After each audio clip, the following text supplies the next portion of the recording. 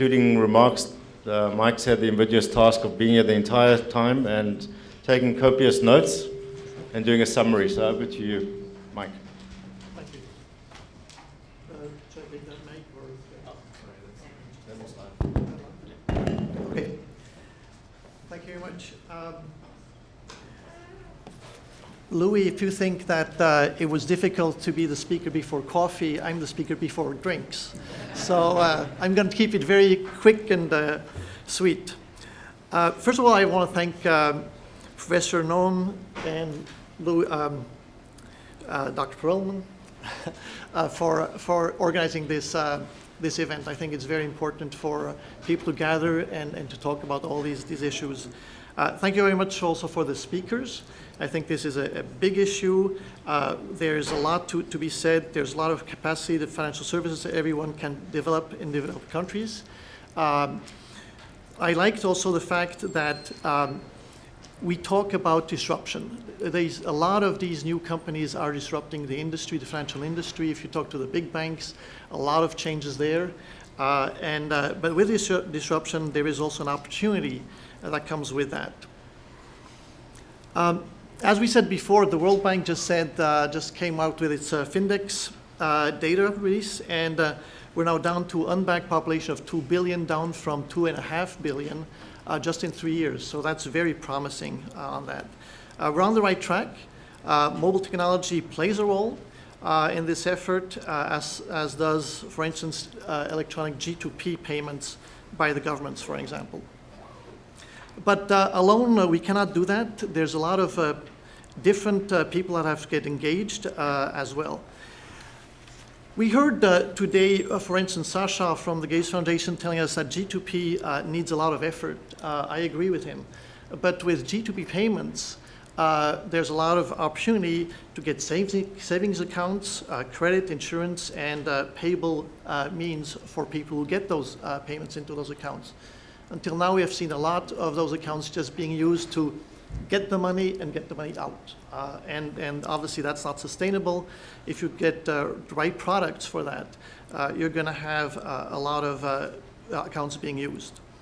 Bill from Visa said, it's payments. He said that 3 times, it's payments.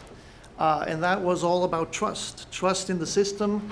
If you think about a mobile operating, losing the trust in people using that mobile system in order to make payments, you could have a disruption even in a country if that mobile operator is very important in that country. Ben said payments is not sufficient. And he went on to talk about the whole building the credit scoring models for SME financing. I think very, very important. There's 200 million SME companies who don't get to financing. Even in the United States, a lot of startups, SME companies use their credit cards, their personal credit cards to fund themselves because they don't get the financing. If you look at Europe, Europe has a huge SME financing problem. And so you could think about these different credit scoring models being developed in developing countries, being used in the developed countries, right? Because until now, we went always to a balance sheet. We looked at equity. We looked at also land, for instance, and assets. But you could look at a credit scoring model that looks at behavior, that looks at cash flows, rather than the traditional methods. Chris talked about the need for alignment of all actors. And I think that's very important. There's an African saying that says it takes a village to raise a child. And I think that is true. And in this day and age of financial services, I think we need all the actors to be involved. We need not only technology, but we need regulation. So we need the governments, we need the NGOs on the ground in order to work together in order to get financial inclusion to be successful. At the World Economic Forum, I work on an initiative called Promoting Global Financial Inclusion, where we work with civil society, governments, and our institutions to build a public-private cooperation.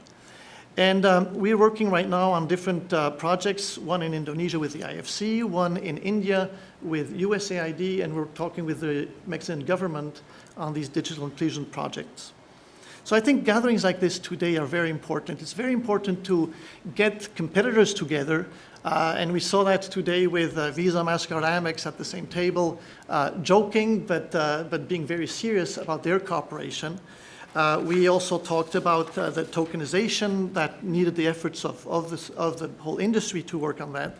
And I very encourage you to continue collaborating together, get together, let's get solutions with governments, with NGOs, with the industry, and then go and compete again. Thank you very much for today.